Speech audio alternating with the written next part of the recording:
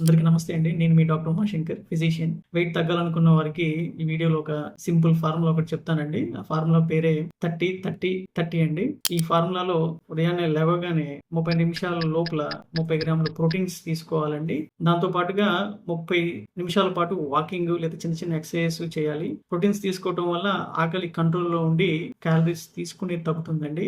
Walking చేయటం వల్ల calories కూడా కొంతవరకు ఖర్చవుతుంది. ఓవరాల్‌గా రోజుకి 500-700 క్యాలరీస్ వరకు తగ్గించుకునే అవకాశం ఉందండి. వెయిట్ తగ్గాలనుకున్న వాళ్ళకి ఇంకొక ముఖ్యమైన సలహా అండి. ప్రతిరోజు లేదా కనీసం వారానికి ఒకసారి వెయిట్ ఎంత తగ్గుతున్నారో చెక్ చేసుకోవాలండి. వారంలో 1 కేజీ బరువు తగ్గటం లేదా నెలకి 4 కేజీల వరకు బరువు తగ్గొచ్చండి. అంతకంటే ఎక్కువగా బరువు తగ్గటం మంచిది కాదు.